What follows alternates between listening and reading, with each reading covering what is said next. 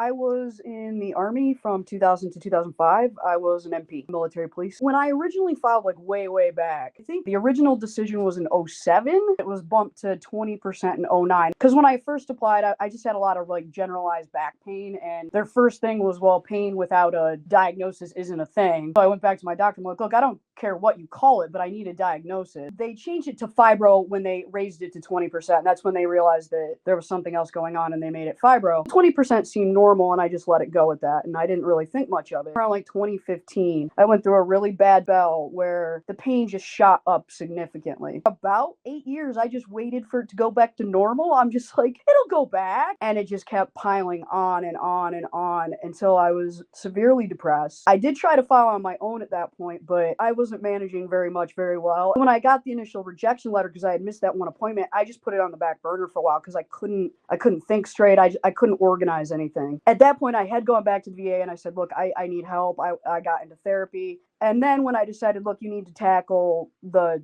disability thing again, I'm like, I can't do it on my own. I had a couple other vets had told me about services they had used, including one of my coworkers who specifically mentioned Trajector. That's when I was basically like, I need help. I can't do this by myself. I spent a long time ignoring anything that went with the fibro diagnosis other than the pain. And I just ignored the chronic exhaustion and the fatigue and the weird little spots on my body that would just like flare up and be like burning. I just ignored all of it and hoped it would go away. It didn't go away. So use a service. And when I heard free up front, we'll just charge you when you get an increase, I'm like, sold. Anything that's free up front and I just pay with whatever I get is fine by me. So yeah, that's basically how that all went. That has been approved at 70%.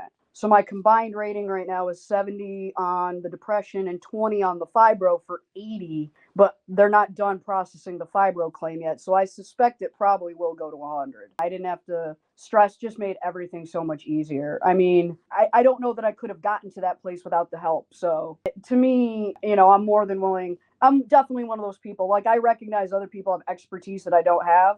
You guys have expertise dealing with medical legal claims. That's why I'm more than happy to give you guys the money for the service you provide. I wish I knew more veterans who were in the process, because I would recommend your service. I have been quite happy with the service you guys have provided. You guys keep up the good work.